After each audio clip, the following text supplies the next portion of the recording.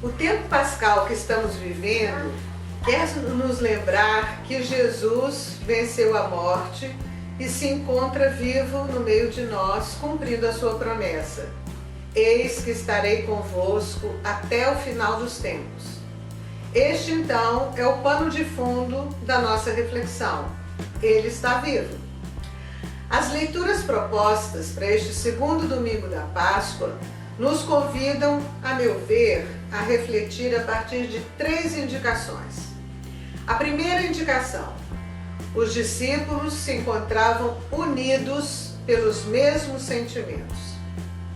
O texto dos Atos dos Apóstolos afirma: todos os fiéis se reuniam com muita união no pórtico de Salomão.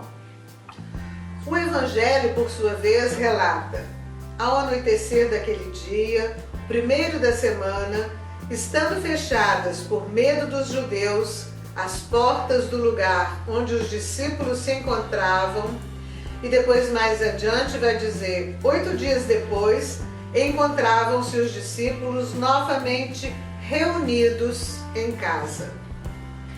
Estes textos querem nos falar da união da comunidade que se formou em torno de Jesus e do seu projeto do reino.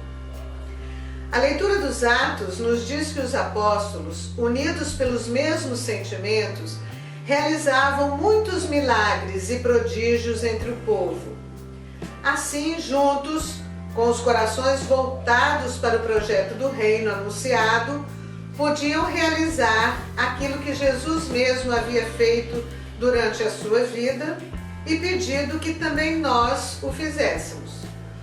Cuidar das pessoas necessitadas, curar os doentes, acolher os pobres e consolar os corações aflitos, anunciando assim que a graça de Deus é um dom oferecido a todos. Podemos afirmar que há uma continuidade entre a missão de Jesus e a missão da comunidade cristã.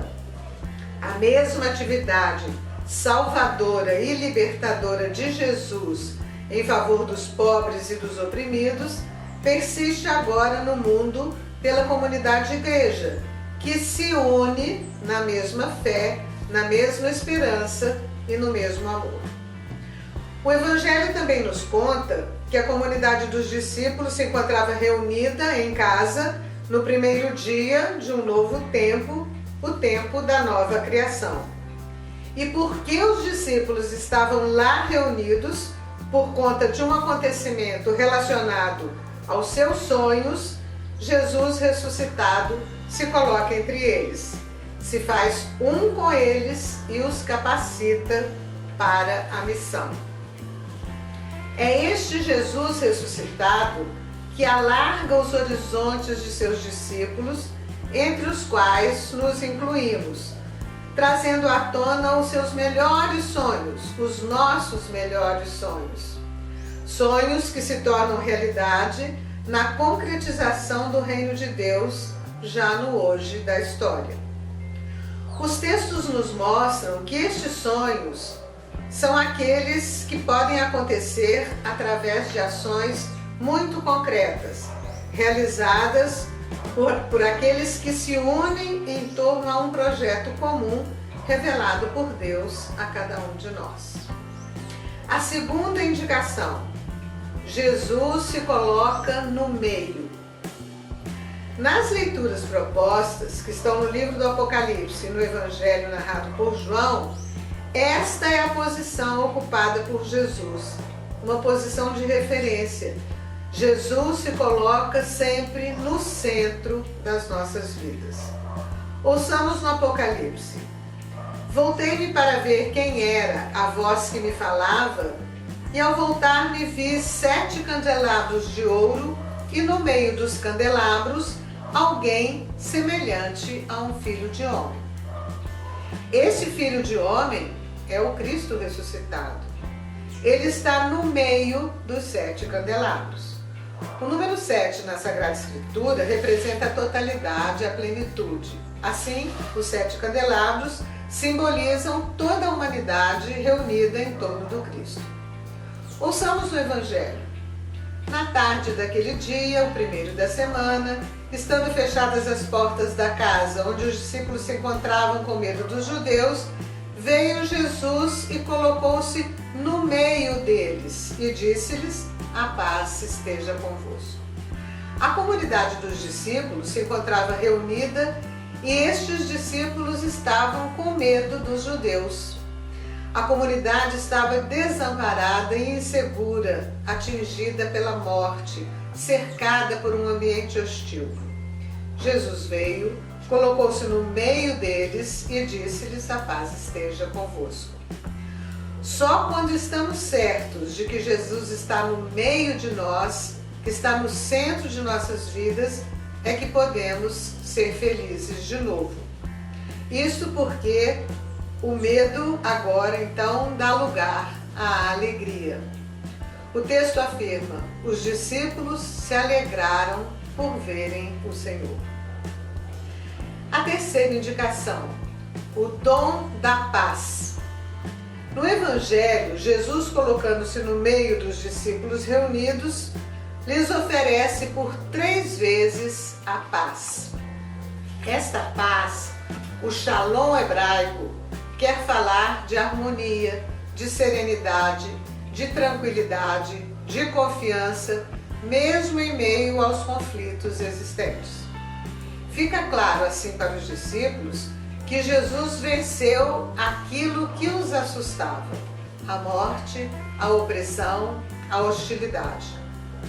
Em tempos sombrios, de tormentas, polarizações e ódios explícitos que se transmutam em violências reais, precisamos muito desta paz oferecida pelo Cristo ressuscitado.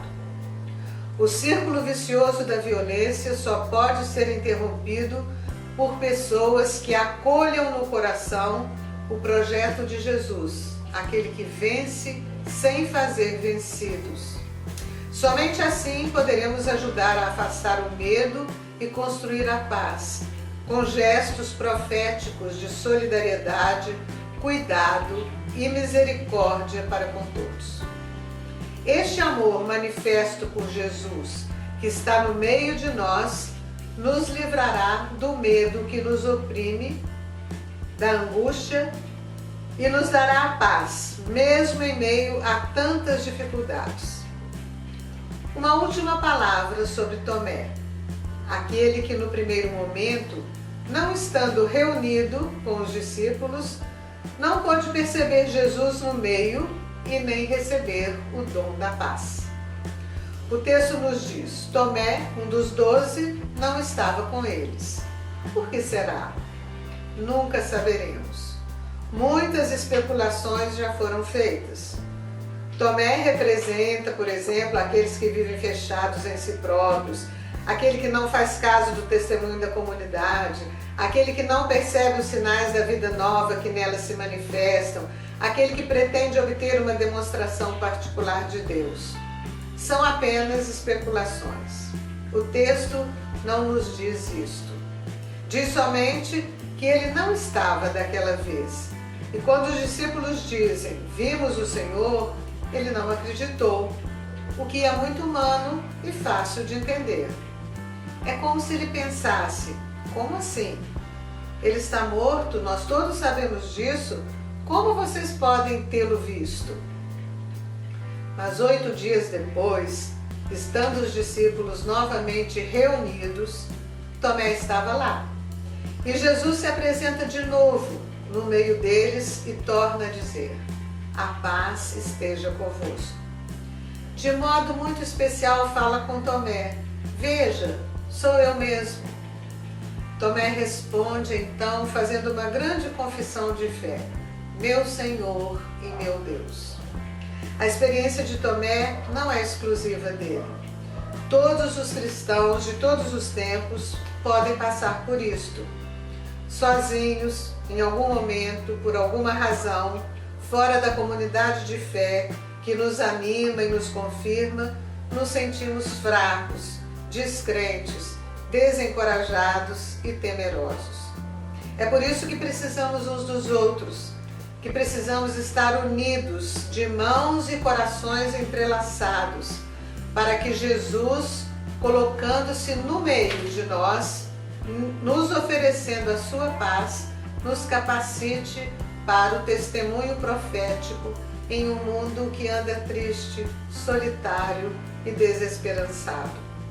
Só assim estaremos felizes, porque poderíamos crer, apesar de não termos visto, e cremos porque temos uma comunidade de irmãos e irmãs que nos acolhe e nos sustenta na fé, na esperança e no amor. Continuemos juntos. Amém.